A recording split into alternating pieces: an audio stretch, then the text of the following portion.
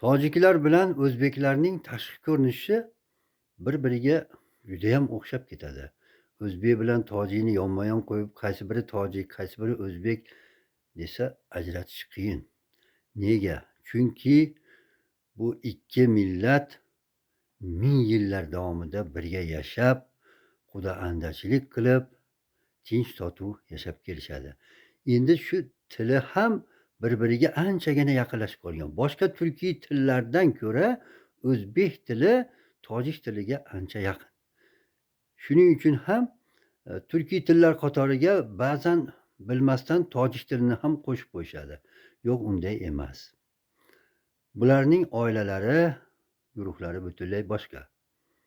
Tojik tili Hind-Yevropa oilasining Eron guruhiga mansub. O'zbek tili esa Oltoy oilasining Turkiy guruhiga mansub. Ana shunday. Endi bir-birini tushunishi ancha oson. Masalan, o'zbeklar aziz do'stlar deydigan bo'lsa, tojiklar do'stona aziz deydi.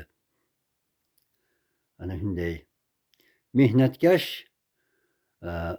O'zbekiston bo'lsa, zahmatkashoni O'zbekiston bir-biriga anchagina yaqin.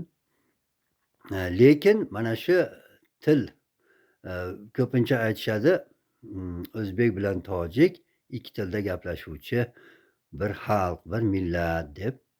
Qardoshligimizga ko'z tegmasin, qadrdonligimizga ko'z tegmasin. Endi ayrim odamlar bor, unaqa edi, bunaqa edi. Yo'q, unaqa emas. Qadrdon do'stlarimiz judayam yaxshi. Bir Makatulloda bo'lganimda bir tojik yigit bilan suhbatlashib qoldim. O'zbek tilini judayam yaxshi bilar ekan.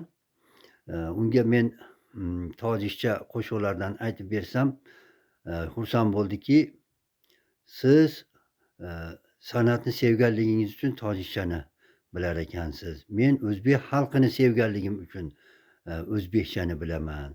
Rossiyada o'zbeklar bilan birga bo'lib, o'shalardan tilini o'rgandim deb aytdi. U yigitdan ham judayam xursand bo'ldim. Aytmoqchimanki, bizning do'stligimiz hech qachon uzilmaydi, abadiy davom etadi.